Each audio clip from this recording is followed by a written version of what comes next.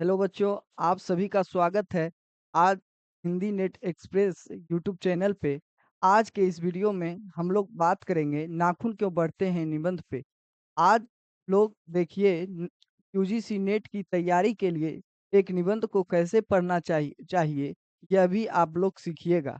देखिए, हम लोग शुरू करते हैं नाखून क्यों बढ़ते हैं निबंध को। देखिए, नाखून क्यों बढ़ते हैं निबंध के लेखक जो हैं हजारी प्रसाद द्विवेदी हैं। यह निबंध कल्पलता निबंध संग्रह में संकलित है और कल्पलता निबंध संग्रह 1951 ईस्वी में प्रकाशित हुई थी। इस निबंध के सारे तथ्यों पे एक शॉर्ट नोट्स के माध्यम से वीडियो बनाएंगे, उसमें बात करेंगे। आज के इस वीडियो में सिर्फ निबंध को पे फोकस करेंगे। निबंध को देखते हैं। देखिए, नाखून क्यों बढ़ते हैं निबंध। बच्चे कभी कभी चक्कर में डाल देने वाले प्रश्न कर बैठते हैं। अल्पज्ञ पिता अल्पज्ञ पिता बड़ा दयनीय जीव होता है। मेरी छोटी मेरी छोटी लड़की ने जब उस दिन पूछ दिया कि आदमी के नाखून क्यों बढ़ते हैं, तो मैं कुछ सोच ही नहीं सका। हर तीसरे दिन नाखून बढ़ जाते हैं। बच्चे कुछ दिन तक अगर उन्हें बढ़ने दें तो माँ बाप अक्सर उन्हें डांटा करते हैं, पर कोई नहीं जानता कि ये अभागे नाखून क्यों इस प्रकार बढ़ा करते। देखिए, यहाँ पे मैं जो जो गोल घेरे में डालता जा रहा हूँ, समझिए वह मोस्ट इम्पोर्टेंट है, इसीलिए मैं डाल रहा हूँ। आप लोग फोकस करते हुए चलिएगा। आगे देखिए, काट दीजिए।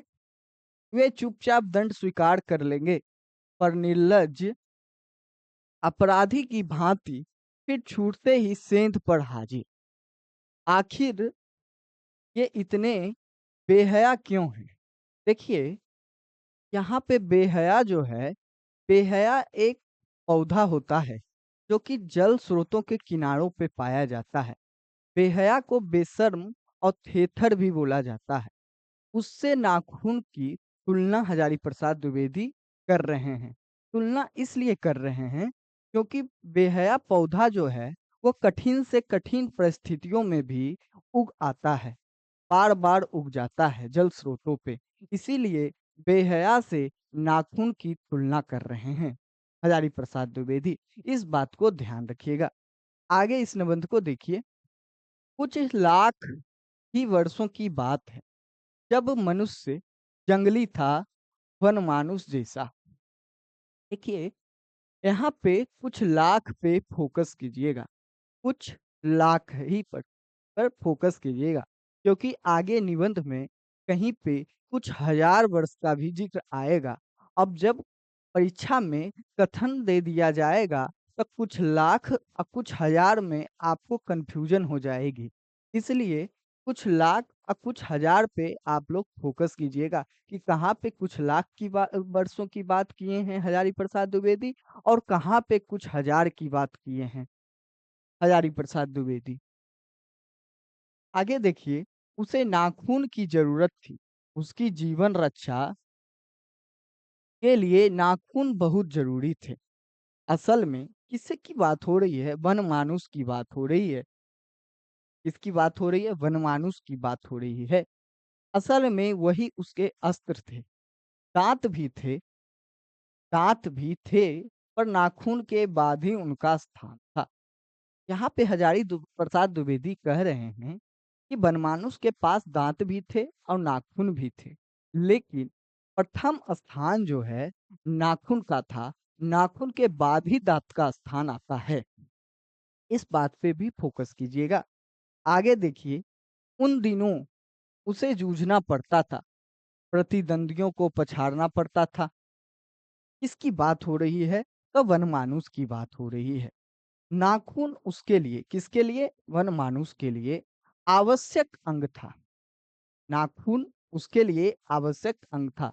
नाखून जो है वनमानुष के लिए आवश्यक अंग था। फिर धीरे धीरे वह अपने अंग से बाहर की वस्तुओं का सहारा लेने लगा। वनमानुष जो है बाद में बाहर की वस्तुओं का सहारा लेने लगा। जैसे देखिए पत्थर की ढेलें और पेड़ की डालें काम में लाने लगा, काम में लाने लगा। अब जो है वनमानुष जो है अब नाखून के साथ-साथ अब बाहर की वस्तु जैसे पत्थर की ढेले, पेड़ की डालें, इन सब से वह अपना काम करने लगा। रामचंद्र की वानरी सेना के पास ऐसे ही अस्त्र थे। रामचंद्र की वानरी सेना के पास ऐसे ही अस्त्र थे। रामचंद्र की वानरी सेना के पास जो है पत्थर की ढेलें और पेड़ की डालें अस्त्र थी। आगे देखिए उसने हड्डियों उसने हड्डियों के भी हथियार बनाए। किसने? देवताओं ने। देवताओं ने जो है हड्डियों के भी हथियार बनाए। इन हड्डी के हथियारों इन हड्डी के हथियारों में सबसे मजबूत और सबसे ऐतिहासिक था क्या? देवताओं के राजा का वज्र। वज्र जो था सबसे हड्डी का हथियार था। हड्डी का हथियार जो कि देवताओं के द्वारा बनाया गया था।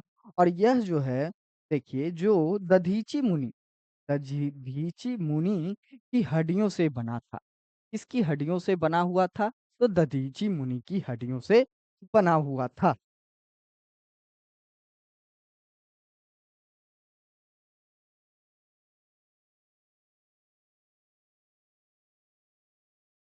आगे देखिए मनुष्य आगे बढ़ा। उसने धातु के हथियार बनाए। जिनके पास लोहे के शस्त्र और अस्त्र थे, वे विजयी हुए।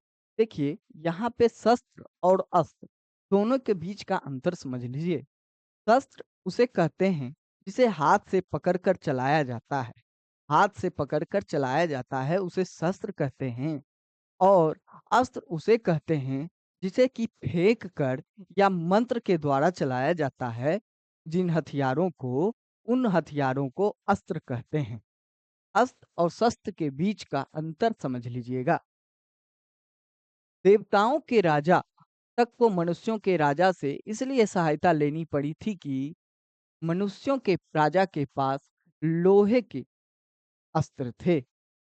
देवताओं के राजा को मनुष्य के राजा से मदद लेनी पड़ती थी। क्यों? क्योंकि मनुष्य के राजा के पास लोहे के अस्त्र थे। असुरों के पास जो है देखिए असुरों के पास अनेक विद्याएं थी पर लोहे के अस्त्र नहीं थे, शायद घोड़े भी नहीं थे। देखिए यहाँ पे देखिए मनुष्य के राजा के पास मनुष्य के राजा के पास जो है वह लोहे के अस्त्र था। लोहे के अस्त्र है।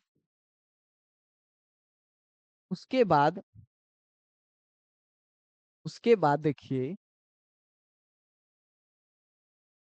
असुर के पास असुर असुर के पास देखिए विद्या थी।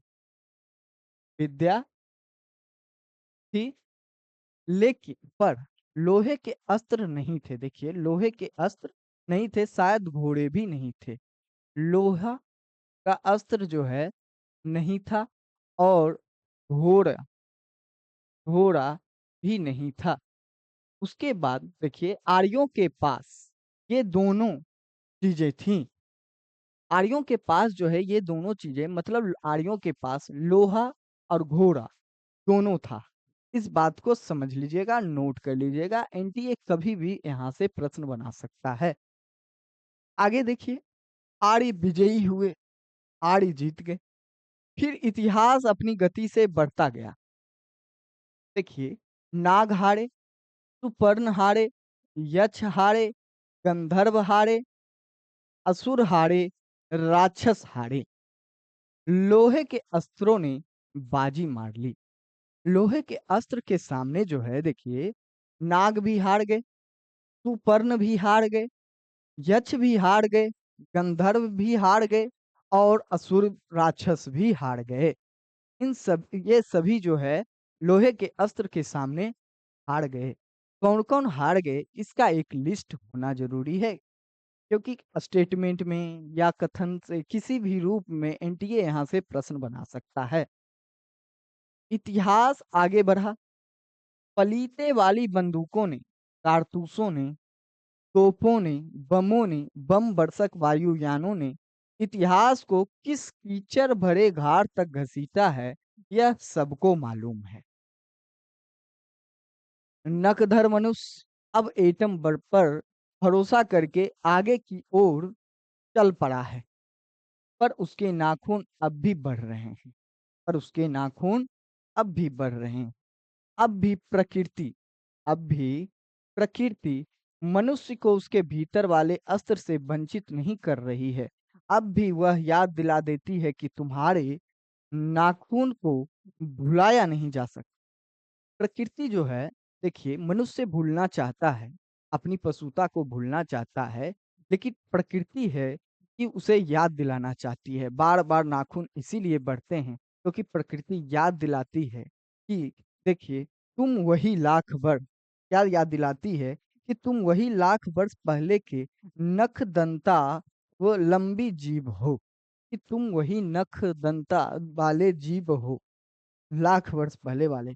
पशु के साथ एक ही सतह पशु के साथ एक ही सतह पर विचरने वाले और चरने वाले, पशु के साथ एक ही सतह पर विचरने वाले और चरने वाले। आगे देखिए,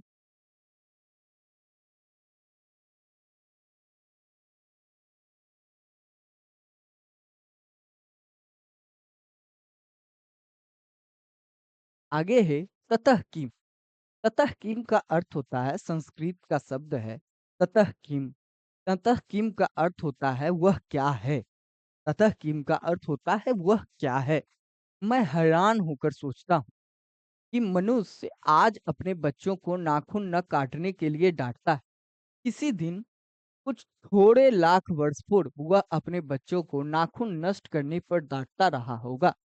आज है कि मनुष्य जो है, लेखक कह रहे हैं कि आज मनुष्य जो है नखून नाखून जो है नहीं काटने पे डांटते हैं बच्चों को। कि कोई ऐसा समय भी रहा होगा जब मनुष्य जो है नाखून काटने पर बच्चों को डांटता होगा।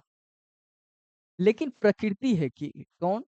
प्रकृति है कि वह अब भी नाखून को जिलाए जा रही है और मनुष्य है कि अब वह अब भी उसे काटे जा रहा है। वे कमबख्त रोज बढ़ते हैं क्योंकि वे अंधे हैं, नहीं जानते कि मनुष्य को इससे कोटि कोटि गुना शक्तिशाली अस्त्र मिल चुका है। नाखून, लेखक कह रहे हैं कि नाखून जो है भूल चुका है, वह नहीं जानता कि मनुष्य के पास बहुत शक्तिशाली अस्त्र आ चुका है। इसीलिए लिए वह बार-बार जो है नाखून बढ़ जाता है। उसे नहीं पता कि मनुष्य के पास आज के समय में बम आ चुका है, तोप आ चुके हैं, बंदूकें आ चुकी है। ये सभी लेखक कहना चाह रहे हैं। मुझे ऐसा लगता है मुझे ऐसा लगता है कि मनुष्य अब नाखून को नहीं चाहता। मनुष्य अब नाखून को नहीं चाहता। उसके भीतर बर्बर युग का कोई अवशेष रह जाए, यह उसे असह्य है। मनुष्य नहीं चाहता कि बर्बर युग का जो है कोई अवशेष उसके अंदर रह जाए। लेकिन यह कैसे कहूँ? नाखून काटने से क्या होता है? मनुष्य की बर्बरता घटी कहाँ है? वह तो बढ़ती जा रही है। मनुष्य के इतिहास में हिरोशिमा का हत्याकांड बार-बार थोड़े ही हुआ है। देखिए, हिरोशिमा का हत्याकांड एक बहुत बड़ा नरसंहार था, एक तरह से समझ लीजिए। उसी के बारे में लेखक यहाँ पर कह रहे हैं कि बर्बरता जो है, मनुष्य की बर्बरता खत्म कहाँ हुई है, वह तो बढ़ती ही जा रही है। भले वह नाखून काट ले, ना बर्बर युग का पहचान छुपाने का कोशिश करे, लेकिन उसकी बर्बरता घटी कहाँ है, वह तो बढ़ती जा रही है। यह तो उसका नवीनतम रूप है, मतलब कि बर्बरता का नवीनतम रूप है। मैं मनुष्य के मैं मनुष्य के नाखून की ओर देखता हूँ, तो कभी-कभी निराश हो जाता हूँ। लेखक निराश हो जाते हैं जब मनुष्य के नाखून की ओर देखते हैं, मतलब पाशविवृत्ति की ओर देखते हैं, बर्बरता की ओर देखते हैं। ये उसकी भयंकर पाशवी वृत्ति के जीवन प्रतीक हैं। और मनुष्य की पशुता को जितनी बार भी काट दो वह मरना नहीं जानता। यह सब जो है जो है पाशवी वृत्ति का प्रतीक है, ऐसा लेखक कह रहे हैं। आगे देखिए,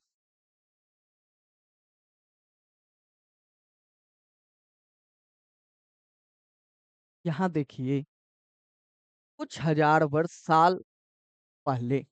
अब देखिए, यहाँ पे अभी पीछे मैंने बताया था कि कुछ लाख वर्ष पहले एक जगह बनमानुस वाला स्थान पे बात हुआ था। यहाँ पे देखिए, कुछ हजार साल पहले की बात हुई है, जब स्टेटमेंट में आजकल एनटीए कथन का जब क्रम बनाता है, कथन के क्रम में जो है इस तरह से कथन दे सकता है।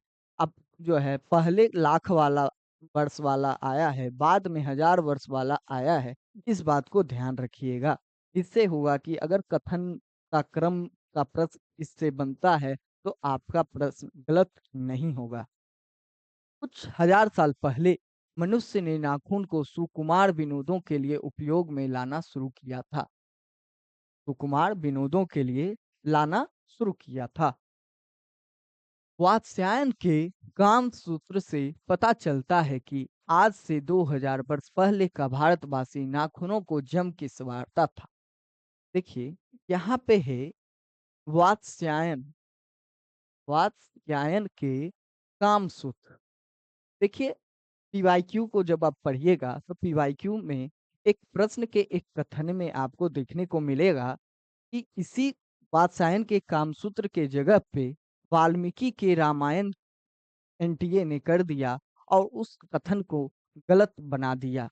इस तरह से आप अच्छे से याद रखिएगा कि यहाँ पे रामायण के वाल्मीकि नहीं, यहाँ पे वात्स्यायन के कामसूत्र से पता चलता है कि आज से 2000 वर्ष पहले, इसको भी ध्यान रखिएगा, कितने वर्ष पहले, 2000 वर्ष पहले जो है मनुष्य नाखूनों को जम कर संवारता था। उनके आगे देखिए, उनके काटने की कला काफी मनोरंजक बताई गई है। उसके बाद देखिए, त्रिकोण, वर्तुलाकार, चंद्राकार, दंतुल आदि विविध आकृतियों के नाखून उन दिनों विलासी नागरिकों के न जाने किस काम आया करते थे। पता चलता है कि वात्स्यायन के कामसूत्र से पता चलता है कि जो मनुष्य था 2000 वर्ष पहले अपने नाखूनों को त्रिकोण आकार में, वर्तुलाकार में, चंद्राकार में, दंतुल आदि विविध आकृति, इन सभी आकृति, कौन-कौन सी आकृति यहाँ पे दिया हुआ है, इन सभी पे भी ध्यान दीजिएगा।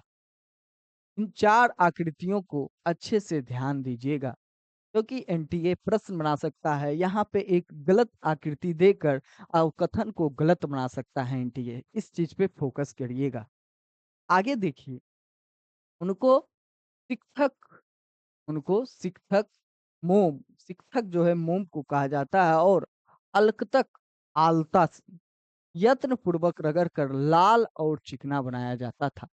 देखिए, लाल प्रश्न एनटीए यहाँ से भी बना सकता है कि लाल और चिकना जो है किससे बनाया जाता था?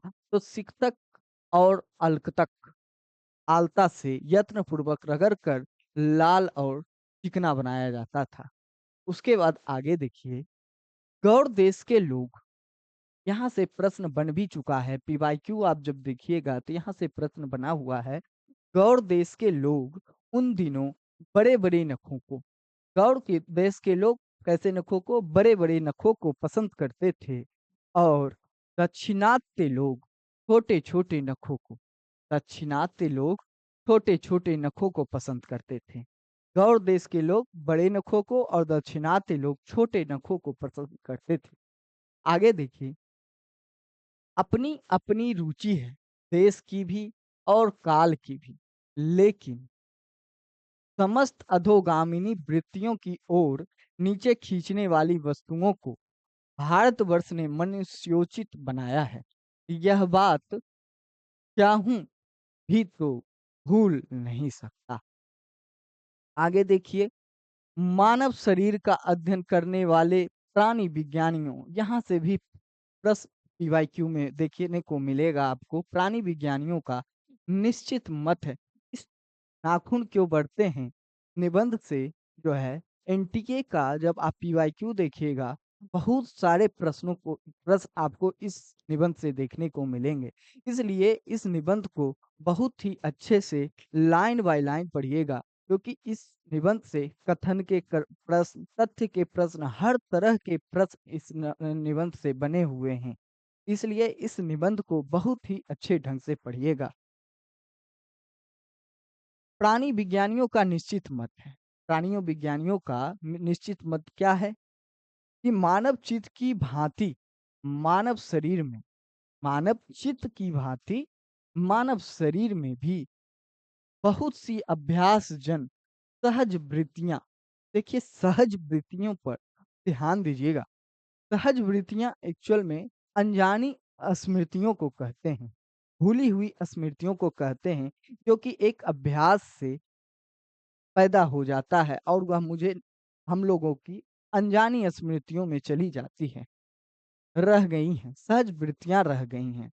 अभ्यास जन सहज वृत्तियां यही है कि अभ्यास से कुछ ऐसी स्मृति पैदा हो गई है, वृत्तियां रह गई हैं, जो कि हम लोगों को याद तो नहीं आता, ध्यान तो नहीं जाता, लेकिन वह है। दीर्घ काल तक दीर्घ काल तक उनकी आवश्यकता रही है। अतएव शरीर ने अपने भीतर एक ऐसा गुण पैदा कर लिया है कि वे वृत्तियां अनायास ही और शरीर के अनजान में भी अपने आप काम करती है। देखिए एक उदाहरण से समझिए इस चीज को, सहज वृत्तियों को। तो देखिए, सबसे पहले देखिए, पहला लेखक बताएं नाखून का बढ़ना। नाखून का बढ़ना उसमें एक है, पहला जो है नाखून का बढ़ना। उसके बाद केस का बढ़ना दूसरा है। दांत का दोबारा उठना तीसरा है। पलकों का पलकों का गिरना चौथा है। ये चारों जो उदाहरण है, नाखून का बढ़ना, केस का बढ़ना, दांत का दोबारा उगना उठना, पलकों का गिरना, ये सभी जो है सजात वृत्तियां हैं, जो कि एक लंबे समय के अभ्यास से हम लोगों के भीतर पैदा हो गई है। और असल में और असल में सहजात वृत्तियां अनजान की स्मृतियों को ही कहते हैं। सहजात वृत्तियां किसको कहते हैं? अनजानी स्मृतियों को कहते हैं। आगे देखिए, हमारी भाषा में भी इसके हमारी भाषा में भी इसके उदाहरण मिलते हैं। अगर आदमी अपने शरीर की, मन की और वाक की अनायास घटने वाली वृत्तियों के विषय में विचार करे, तो उसे अपनी वास्तविक प्रवृत्ति पहचानने में बहुत सहायता मिले। पर कौन सोचता है? सोचना तो क्या, उसे इतना भी पता नहीं चलता है कि उसके भीतर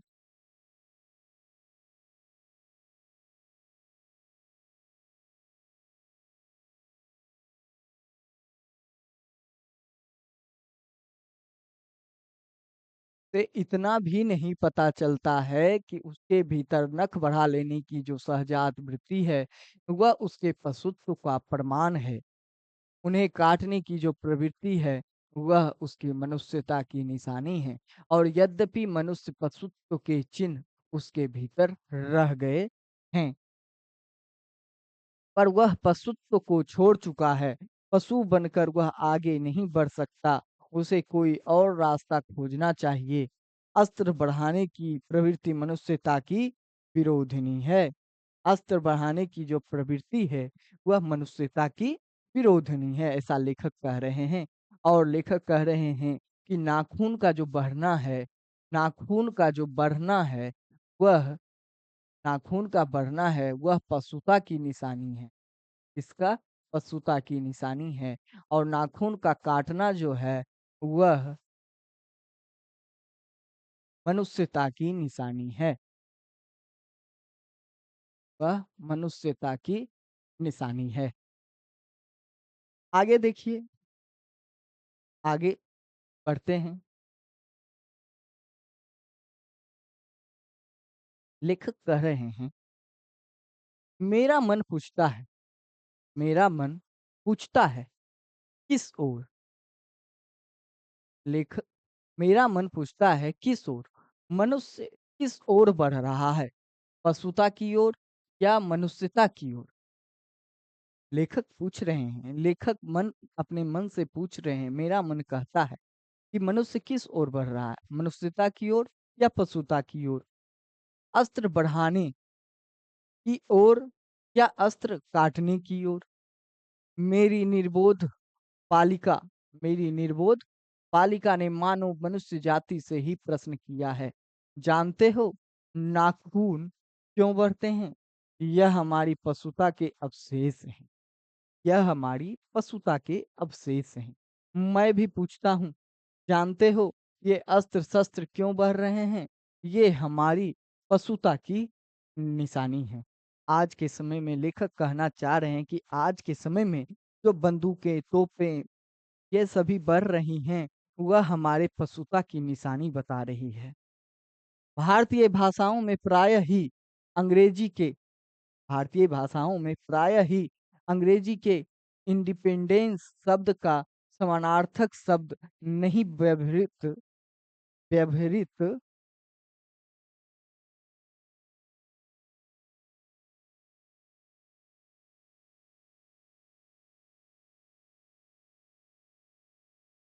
समानार्थक शब्द नहीं व्यवहृत होता। लेखक कह रहे हैं कि अंग्रेजी में ये जो इंडिपेंडेंस शब्द है, उसका समानार्थक शब्द जो है, हमारी भाषाओं में नहीं व्यवहृत होता है, मतलब व्यवहार में नहीं है। व्यवहार में नहीं है मतलब उपयोग में नहीं है।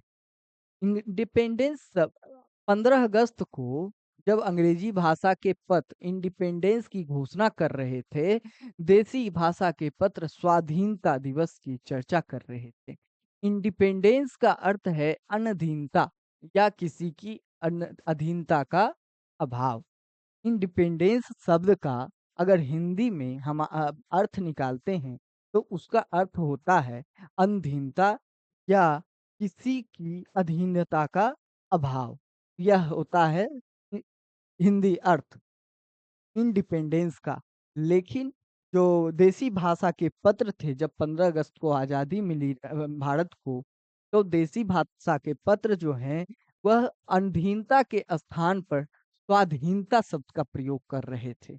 अधीनता के स्थान पे स्वाधीनता शब्द का प्रयोग कर रहे थे। पर स्वाधीनता का शब्द का अर्थ है अपने ही अधीन रहना और स्वाधीनता का अर्थ होता है अपने ही अधीन रहना। यही लेखक कहना चाह रहे हैं कि हमारी भाषाओं में जो है वह जो है इंडिपेंडेंस का सही अर्थ नहीं है, वह स्वाधीनता है। जबकि असलियत में जो है इंडिपेंडेंस का हिंदी अर्थ अनधीनता होता है, जिसका मतलब होता है किसी की अधीनता का अभाव, कि हमारे ऊपर किसी का जो है अधीनता नहीं है। तो पर स्वाधीनता शब्द का अर्थ है अपने ही अधीन रहना। आगे देखिए, अंग्रेजी में कहना हो तो सेल्फ डिपेंडेंस। एक्चुअल में स्वाधीनता का जो अंग्रेजी शब्द है वह सेल्फ डिपेंडेंस है। स्वाधीनता का जो अंग्रेजी शब्द है वह सेल्फ डिपेंडेंस है, ना कि इंडिपेंडेंस। यही लेखक कह रहे हैं, मैं कभी कभी सोचता हूँ कि इतने दिनों तक अंग्रेजी की अनुवर्तिता करने के बाद भी भारतवर्ष इंडिपेंडेंस को अधीनता क्यों नहीं कह पा सका। मतलब लेखक का कहना है कि भारतवासी जो है इतने दिनों तक अंग्रेजी की जो है अनुवर्तिता करते हैं, फिर भी जो है वह जो है इंडिपेंडेंस का सही अर्थ क्यों नहीं लगा पाए, क्यों नहीं कर पाए। उसने अपनी आजादी के जितने भी नामकरण किए, स्वतंत्रता, जितने भी नामकरण किए, स्वतंत्रता, स्वराज, स्वाधीनता, उन सब में स्व का बंधन अवश्य रखा। भारतवासी भारतवासी जो हैं, जितने भी जो है नामकरण किए हैं वह आज़ादी के, उसमें स्व का बंधन ज़रूर है। क्योंकि हर शब्द देखिए स्वतंत्रता रहे, स्वराज्य रहे, स्वाधीनता रहे, सभी में स्व का बंधन है। यह क्या संयोग की बात है? क्या यह संयोग की बात है? या हमारी समूची परंपरा ही अनजान में हमारी भाषा के द्वारा प्रकट होती रही है? मुझे प्राणि विज्ञानी की बात फिर याद आती है। सहजात वृत्ति अनजानी स्मृतियों का ही नाम है। यहाँ लेखक कहना चाह रहे हैं कि जो है, यह जो है हमारे जो है संस्कार, हमारी जो समूची परंपरा है, वह परिलक्षित होती है इन शब्दों से। यह जो है सहजात वृत्ति है, अनजानी स्मृति है, जो कि अपने आप भाषा में देखने को मिलती है। मुझे हम लोगों को पता भी नहीं चलता है और वह स्व का बंधन जो है हर शब्द में देखने को मिल रहा है। स्वराज होने के बाद स्वभावतः ही हमारे नेता और विचारशील नागरिक सोचने लगे हैं कि इस देश को सच्चे अर्थ में सुखी कैसे बनाया जाए। हमारे देश के लोग पहली बार यह सब सोचने लगे हों, ऐसी बात नहीं है। हमारा इतिहास बहुत पुराना है। हमारे शास्त्रों में इस समस्या को नाना भावों और नाना पहलुओं से विचारा गया है। लेखक कह रहे हैं कि आज़ादी के बाद जो है, आज़ादी के बाद देखिए इस देश को सच्चे अर्थ में सुखी कैसा बनाया जाए, ऐसा जो है इस देश के नेता लोग सोच रहे हैं। यह पहली बार नहीं है, ऐसा नहीं है कि यह पहली बार हो रहा है। लेखक का कहना है हमारा इतिहास जो है बहुत पुराना है। हमारे शास्त्रों में इस समस्या को नाना भावों और नाना पहलुओं, अनेक भावों से विचारा गया है। हम कोई नौसिखुए नहीं हैं। यहाँ पे लेखक जो है अतीत के गौरव को बता रहे हैं। इन कथनों में लेखक के अतीत का गौरव देखने को मिलता है। जो हम कोई नौसिखुए नहीं हैं, जो रातों-रात अनजान जंगल में पहुँचाकर अरक्षित छोड़ दिए गए हों। हमारी परंपरा हमारी परंपरा महिमामयी, उत्तराधिकार विपुल और संस्कार उज्ज्वल हैं। हमारी जो परंपरा है, वह महिमामयी है। उत्तराधिकार जो है वह विपुल है और संस्कार जो हैं उज्ज्वल हैं। लेखक यहाँ पे अतीत की गौरव की कथा कर रहे हैं। हमारे अनजान में भी ये बातें हमें एक खास दिशा में सोचने की प्रेरणा देती हैं। यह ज़रूर है कि यह ज़रूर है कि परिस्थितियाँ बदल गई हैं। यह ज़रूर है कि परिस्थितियाँ बदल गई है। उपकरण नए हो गए हैं और उलझनों की मात्रा भी बहुत अधिक बढ़ गई है। लेखक कह रहे हैं कि हाँ, हम लोग का अतीत जो है वह गौरवमयी रहा है, लेकिन फिर भी जो है आज की परिस्थितियाँ जो है वह बदल चुकी है। आज के जो उपकरण आ चुके हैं वह नए हो गए हैं और उलझनों की मात्रा पहले से ज़्यादा हो चुकी है, अधिक हो चुकी है। पहले के समय से ज़्यादा हो चुकी है। पर पर मूल समस्याएँ बहुत अधिक नहीं बदली हैं। लेकिन जो मूल समस्याएँ पहले मौजूद थी भारत में, वही समस्याएँ आज भी मौजूद हैं। समस्याएँ वही हैं, बस उपकरण नए हो गए हैं, परिस्थितियाँ बदल गई है और उलझनों की मात्रा बढ़ गई है, लेकिन मूल समस्याएँ वही है। भारतीय चित्त जो आज भी अधीनता के रूप में न सोचकर स्वाधीनता के रूप में सोचता है।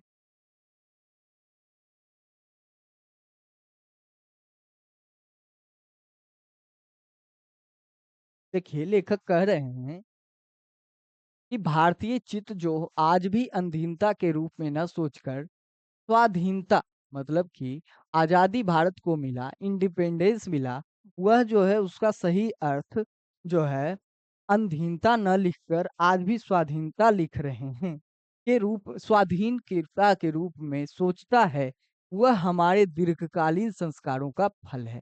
यह जो है, यह हमारे दीर्घकालीन लंबे समय से चली आ रही संस्कार जो हम लोग के हैं, उसी का फल यह है कि हम लोग अधीनता न कहकर स्वाधीनता कह रहे हैं। वह स्व के बंधन को आसानी से नहीं छोड़ सकता।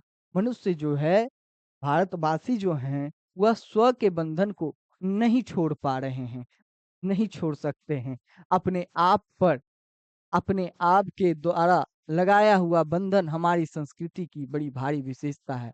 हम लोग के संस्कृति की बहुत अच्छी बात है कि अपने आप पर, अपने आप के द्वारा लगाया हुआ बंधन जो है, वह हमारी संस्कृति की विशेषता है। हम लोग के लिए यह बहुत ही अच्छी बात है।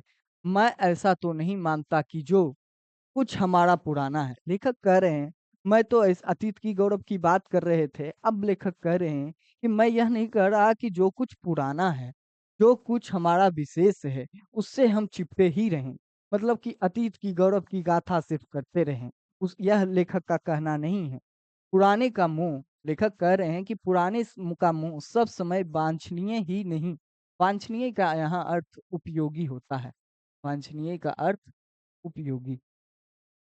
पुराने का मुँह सब समय वांछनीय ही नहीं होता, सब समय वांछनीय ही नहीं होता। लेखक कह रहे हैं कि पुराने का मुँह जो है, हम हर समय उपयोगी नहीं होता है। मरे बच्चे को गोद में दबाए रहने वाली बंदरिया मनुष्य का आदर्श नहीं बन सकती।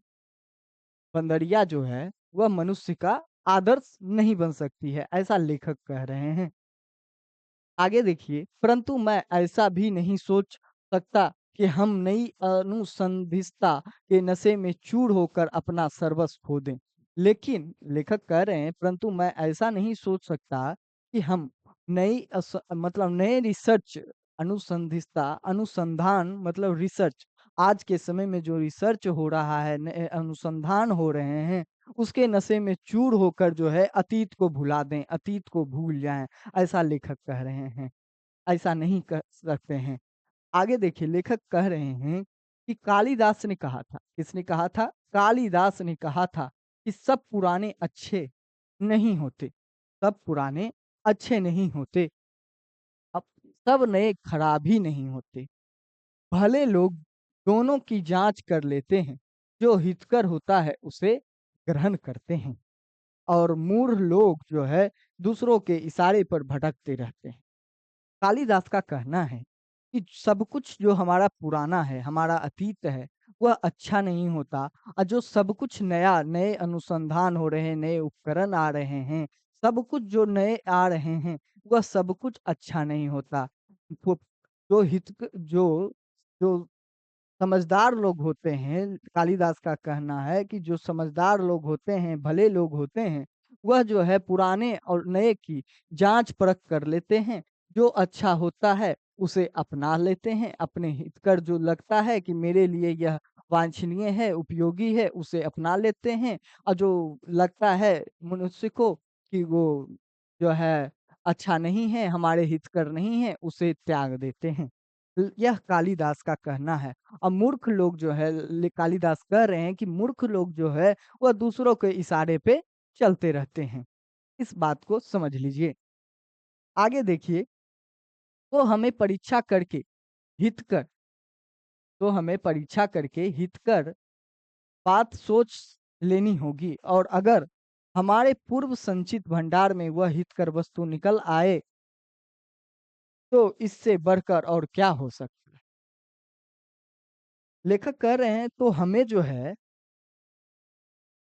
हमें जो है परीक्षा करके अच्छे से जाँच परख करके सोचना पड़ेगा और जो हितकर होगा हमारे जो अतीत में या हमारे जो अतीत में हितकर बात होगी, उसे जो है पूर्व संचित भंडार में वह हितकर वस्तु निकल आए, तो इससे बढ़कर और क्या हो सकता है? अगर हमारे अतीत में जो है कुछ हितकर बात निकल कर आती है, तो उससे और अच्छा क्या ही हो सकता है, ऐसा लेखक का कहना है। आगे देखिए,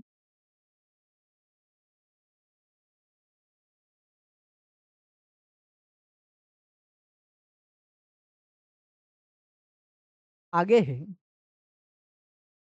जातियाँ इस देश में अनेक आई हैं, लड़ती-झगड़ती भी रही हैं, फिर प्रेम पूर्वक बस भी गई हैं।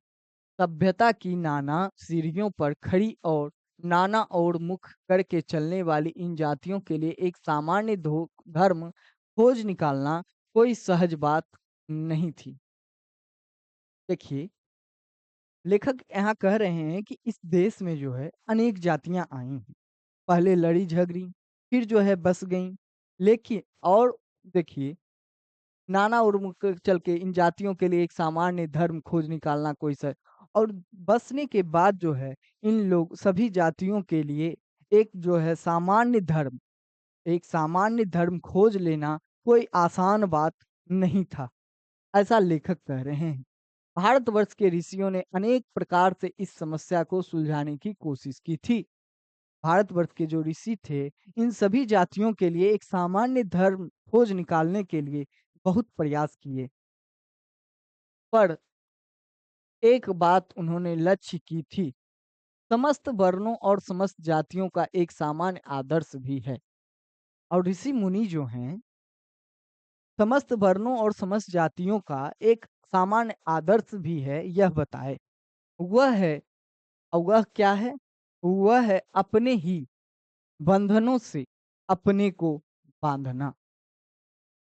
ऋषि मुनि सभी जातियों के लिए एक सामान्य धर्म खोज निकाले और वह धर्म है कि मनुष्य जो है अपने को अपने ही अधीन अपने ही बंधनों से अपने आप को बांधना। मतलब मनुष्य जो है खुद को अपने बंधन से बांध ले, खुद को अपना एक लिमिट सेट कर ले, दायरा फिक्स कर ले। आगे देखिए, यह जो है हमारे ऋषि मुनि जो भारतवर्ष के रहे हैं, वह बताए हैं भारतवर्ष के ऋषियों ने। यह ऐसा लेखक कह रहे हैं। मनुष्य पशु से किस बात में भिन्न है? लेखक अब कह रहे हैं कि मनुष्य जो है पशु से किस बात में भिन्न है, अलग किस में है? आहार निद्रा आदि पशु सुलभ स्वभाव उसके ठीक वैसे ही हैं जैसे अन्य प्राणियों के। मनुष्य जो है पशु से किस बात में भिन्न है? उसकी आहार जो है मतलब भोजन जो है, निद्रा जो है, सब कुछ वैसा ही है जैसा एक पशु का होता है, गाय का होता है, कुत्ते का होता है। उसी तरह से जो है मनुष्य का भी होता है। लेकिन फिर मनुष्य और पशु में भिन्नता क्या है? लेकिन वह फिर भी पशु से भिन्न है। क्यों भिन्न है? क्योंकि मनुष्य में संयम है, क्योंकि उसमें संयम है। क्योंकि मनुष्य इसलिए भिन्न है पशु से, क्योंकि मनुष्य में जो है संयम है। दूसरे के सुख दुख के प्रति संवेदना है। मनुष्य को दूसरे के सुख दुख के प्रति संवेदना है, श्रद्धा है, तप है, त्याग है। यह सभी चीजें जो है संवेदना, श्रद्धा, तप, त्याग, संयम, ये सभी चीजें जो है यह मनुष्य को पशु से भिन्न बनाती है। यह मनुष्य के स्वयं के उत्पादित बंधन है और यह सभी जो हैं मनुष्य के जो है स्वयं के उत्पादित बंधन है, स्वयं के उत्पादित बंधन है। इसलिए मनुष्य झगड़े टंटे को अपना आदर्श नहीं मानता। गुस्से में आकर दौड़ने वाली अविवेकी को बुरा समझता है और वचन, मन और शरीर से किए गए असत्याचरण को गलत आचरण मानता है। यह किसी भी जाति या वर्ण या समुदाय का धर्म नहीं है। यह मनुष्य मात्र का धर्म है। यह जो है किसी खास विशेष जाति का या किसी खास वर्ण का यह धर्म नहीं है, यह मनुष्य का धर्म है। यह जो है मनुष्य का धर्म है। आगे देखिए, महाभारत में कहा महाभारत में इसीलिए निर्वैर भाव, सत्य और अक्रोध को सब वर्णों का सामान्य धर्म कहा है। महाभारत का के माध्यम से लेखक समझाना चाह रहे हैं कि मनुष्य जो है निर्वैर भाव, सत्य, अक्रोध, क्रोध नहीं करना चाहिए। ये सभी जो है किसी खास वर्ण का नहीं, यह सभी वर्णों का जो है सभी वर्णों का सामान्य धर्म है, सभी वर्णों का सामान्य धर्म है। महाभारत के श्लोक को देखिए, महाभारत के श्लोक को यहाँ पे ले लिया गया है। एतद्धि त्रितयम श्रेष्ठम सर्वभूतेषु भारत निर्वैरता महाराज सत्यम क्रोध एव क्या। यह महाभारत का श्लोक है। इसके माध्यम से लेखक कह रहे हैं कि क्रोध जो है, क्रोध, क्रोधी मनुष्य जो है अक्रोध होना चाहिए, क्रोध नहीं करना चाहिए। महाभारत के श्लोक से हजारी प्रसाद द्विवेदी यहाँ पे समझाना चाह रहे हैं और यह कहना चाह रहे हैं कि यह जो धर्म है, यह किसी खास वर्ण के लिए नहीं, यह मनुष्य के लिए है, सारे मनुष्य प्रजाति के लिए है। अन्यत्र इसमें निरंतर दानशीलता को भी गिनाया गया है। अनुशासन, गौतम ने ठीक ही कहा है। यहाँ गौतम से है, गौतम बुद्ध से। यहाँ पे जो गौतम लिखा हुआ है, गौतम बुद्ध, गौतम बुद्ध क्या कह रहे हैं देखिए। गौतम बुद्ध कह रहे हैं कि गौतम ने ठीक ही कहा था कि मनुष्य की मनुष्यता यही है कि वह सबके दुख सुख को सहानुभूति सहानुभूति के साथ देखता है। गौतम बुद्ध जो है सहानुभूति की बात करते हैं कि मनुष्य का जो है सबसे बड़ा मनुष्यता यही है कि वह सहानुभूति रखे, सबके दुख सुख को सहानुभूति के साथ देखता है। यह आत्मनिर्मित बंधन, यह आत्मनिर्मित बंधन ही मनुष्य को मनुष्य बनाता है। यह आत्मनिर्मित जो बंधन लगा हुआ है, जैसे जो तप, संयम, संवेदना मनुष्य के अंदर होती है, यह सभी जो है मनुष्य का आत्मनिर्मित बंधन है। और यही जो है मनुष्य को मनुष्य बनाता है। यही बंधन जो है मनुष्य को पशु से अलग करता है, मनुष्य को मनुष्य बनाता है, ऐसा गौतम बुद्ध ने भी कह रहे हैं। अहिंसा, सत्य और अक्रोध मूलक धर्म का मूल उत्स यही है। अहिंसा, हिंसा नहीं करनी चाहिए, सत्य बोलना चाहिए, क्रोध नहीं करना चाहिए। इस धर्म का मूल जो है यही है। मुझे आश्चर्य होता है कि अनजान में भी हमारी भाषा में यह भाव कैसे रह गया है। लेखक को आश्चर्य हो रहा है कि यह जो है अनजाने में भी हमारी भाषा में कैसे रह गया है। यहाँ लेखक यह कहना चाह रहे हैं कि जो आज़ादी की जो स्वतंत्रता हम लोग को मिली, जो स्वतंत्रता हम लोग को मिली, अंग्रेजी में उसे इंडिपेंडेंस कहा गया। उसका सही अर्थ अधीनता होना चाहिए, लेकिन उसका अर्थ जो भारतवासियों ने निकाला वह स्वाधीनता निकाला। यह जो है हमारी अनजानी स्मृतियों में है। यह जो स्व का बंधन है, यह जो स्व का बंधन है, यह जो है हमारे दीर्घकालीन संस्कारों का फल है। यही लेखक को, यही देखकर जो है लेखक को आश्चर्य हो रहा है। लेकिन मुझे नाखून के बढ़ने पर आश्चर्य हुआ था। अज्ञान सर्वत्र आदमी को पछाड़ता है और आदमी है कि सदा उससे लोहा लेने को कमर कसे है। लेखक कह रहे हैं कि अज्ञान जो है हमेशा आदमी को, सभी जगह आदमी को जो है पछाड़ता है, लेकिन आदमी है कि उससे लोहा लेने को लिए कमर कसे हुए हैं। आगे देखिए, मनुष्य को सुख कैसे मिलेगा। मनुष्य को सुख कैसे मिलेगा। बड़े बड़े नेता कहते हैं वस्तुओं की कमी है।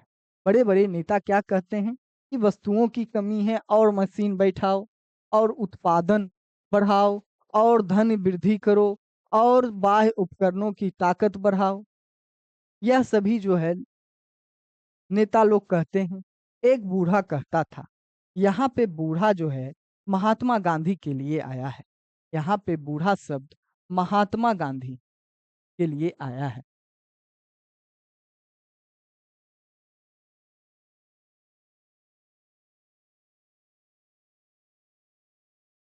बूढ़ा कहता है, महात्मा गांधी मतलब कि महात्मा गांधी कहते हैं, बाहर नहीं भीतर की ओर देखो, हिंसा को मन से दूर करो, मिथ्या को हटाओ, क्रोध और द्वेष को दूर करो, लोक के लिए कष्ट सहो, आराम की बात मत सोचो, प्रेम की बात सोचो, आत्मतोषण की बात सोचो, काम करने की बात सोचो। उसने कहा प्रेम ही बड़ी चीज है, क्योंकि वह हमारे भीतर है। यहाँ पे लेखक क्या कर रहे हैं, महात्मा गांधी का कहना था कि बाहर नहीं, मनुष्य जो है बाहर की ओर ढूंढता है, बाहर नहीं भीतर देखो, अपने अंदर ढूंढो, अपने अंदर ढूंढो। और जो है हिंसा को, जो हमारे अंदर हिंसा मौजूद है उसको दूर करो, मिथ्या को हटाओ, मतलब सत्य बोलो, क्रोध और द्वेष को दूर करो, क्रोध नहीं करना है, द्वेष नहीं रखना है किसी के प्रति, लोग के लिए कष्ट सहो, मतलब किसी दूसरे मनुष्य के लिए जो है कष्ट सहो, कष्ट से दुख सुख में साथ रहो, आराम की बात मत सोचो, प्रेम की बात सोचो, प्रेम पे बल दे रहे हैं महात्मा गांधी, आत्म पोषण की बात सोचो, काम करने की बात सोचो।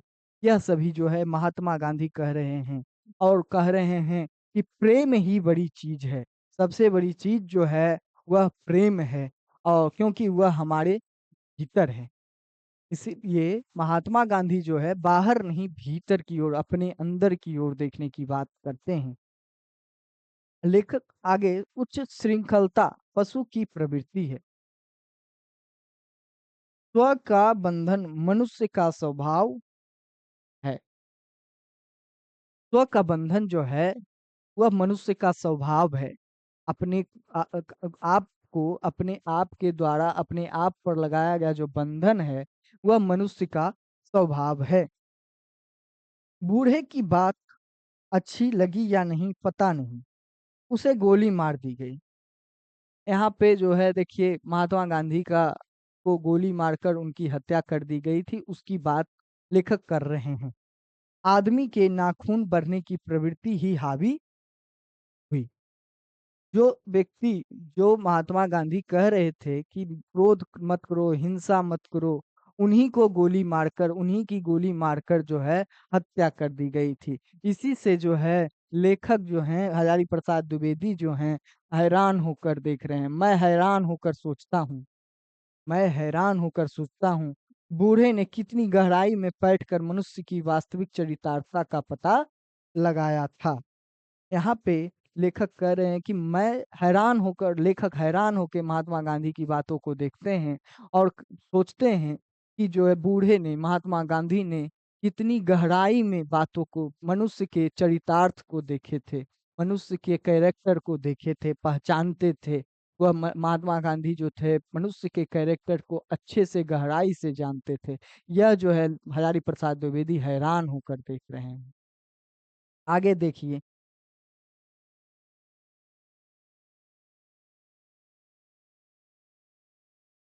आगे है, ऐसा कोई दिन आ सकता है जबकि मनुष्य के नाखूनों का बढ़ना बंद हो जाएगा। ऐसा कोई दिन आ सकता है, लेखक कह रहे हैं कि क्या ऐसा कोई दिन आ सकता है जब मनुष्य का के नाखूनों का बढ़ना बंद हो जाए। यहाँ पे नाखूनों के बढ़ने से जो है, यहाँ पे नाखूनों के बढ़ने से मतलब है नाक मनुष्य की पशुता, बर्बरता की ओर लेखक इशारा कर रहे हैं। प्राणी शास्त्रियों का ऐसा अनुमान है कि मनुष्य का अनावश्यक अंग उसी प्रकार झड़ जाएगा जिस प्रकार उसकी पूंछ झड़ गई। प्राणी शास्त्र जो है ऐसा मानते हैं कि हम लोग का पहले पूंछ था, लेकिन जब उसका उपयोग नहीं रह गया तो वह झड़ गया। उस दिन मनुष्य की, वैसे ही जो है मनुष्य की पशुता जो है एक दिन झड़ जाएगी, मनुष्य के अंदर की जो बर्बरता है, पशुता है, वह भी खत्म हो जाएगी। लेकिन कब? जब उसकी उसकी जरूरत खत्म हो जाएगी, उसकी आवश्यकता खत्म हो जाएगी। लेखक इसके माध्यम से यही कहना चाह रहे हैं। आगे देखिए, उस दिन मनुष्य की पशुता भी लुप्त हो जाएगी। शायद उस दिन वह मरणास्त्रों का प्रयोग भी बंद कर देगा। तब तक इस बात से छोटे बच्चों को परिचित करा देना वांछनीय जान पड़ता है कि नाखून का बढ़ना मनुष्य के भीतर की पशुता की निशानी है, और उसे नहीं बढ़ने देना मनुष्य की अपनी इच्छा है, अपना आदर्श है। तब तक लेखक कह रहे हैं कि बच्चों को बता देना उपयोगी है कि मनुष्य की जो नाखून का बढ़ना है वह मनुष्य का वो पशुता का निशानी है और नाखून का कटना काटना जो है वह मनुष्यता की निशानी है। बेहतर जीवन में रोकना मनुष्यत्व का तकाजा है। मनुष्य में जो घृणा है, जो अनायास बिना सिखाए आ जाती है, वह पशुत्व का द्योतक है। हम लोगों के अंदर जो घृणा होती है, घृणा का जो भाव होता है, लेखक कह रहे हैं, वह जो है वह हम लोग के अंदर इसलिए आ जाती है क्योंकि हम लोगों को वह पशुत्व का द्योतक है। वह क्योंकि वह जो है पुराने पशुत्व के पशुता की निशानी है, हमारी पुरानी पशुता की निशानी है। और अपने को संयत रखना, दूसरे के मनोभावों का आदर करना मनुष्य का स्वधर्म है। बच्चे यह जानते जाने तो अच्छा हो कि अभ्यास और तप से वस्तुएं मनुष्य की महिमा को सूचित करती हैं। बच्चे यह जाने तो अच्छा हो कि अभ्यास और तप से प्राप्त वस्तुएं मनुष्य की महिमा को सूचित करती हैं। आगे देखिए, सफलता और चरितार्थता में अंतर है। सफलता और चरितार्थता में अंतर है। देखिए, लेखक यहाँ पे यह कह रहे हैं कि सफल होना और चरितार्थ होना दोनों में अंतर है। मनुष्य मरणास्त्रों के संचयन से, बाह्य उपकरणों के बाहुल्य से उस वस्तु को पा भी सकता है जिसे उसने बड़े आडंबर के साथ सफलता का नाम दे रखा है। देखिए, युद्ध के द्वारा लेखक यहाँ एक उदाहरण से समझिए। लेखक का यहाँ यह कहना है कि युद्ध के द्वारा जो है मनुष्य जो है, जैसे एक देश दूसरे देश पे युद्ध करके दूसरे देश को जीत लेता है, यह एक सफलता है। यह एक सफलता है। लेकिन परंतु मनुष्य की चरितार्थता जो है प्रेम में है। लेकिन लेखक कह रहे हैं कि लेकिन चरितार्थता जो है, मनुष्य का जो कैरेक्टर है, वह जो है प्रेम में है, मैत्री में है, त्याग में है, अपने को सबके मंगल के लिए निःशेष भाव से दे देने में है। अपने को तो इसी प्रकार लेखक जो हैं सफलता और चरितार्थता के बीच का अंतर बता रहे हैं। नाखूनों का बढ़ना मनुष्य की उस अंध सहजात वृत्ति का परिणाम है जो उसके जीवन में सफलता ले आना चाहती है।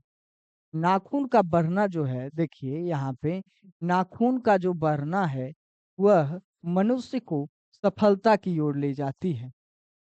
नाखून का बढ़ना मनुष्य को सफलता की ओर ले जाती है। और नाखून का जो काटना है, नाखून का काटना मनुष्य को चरितार्थता की ओर ले जाती है। चरितार्थता की ओर ले जाती है।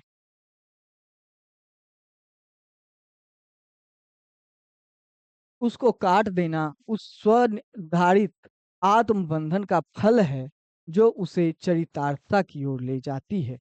नाखून बढ़ते हैं तो बढ़ें, मनुष्य उन्हें बढ़ने नहीं देगा।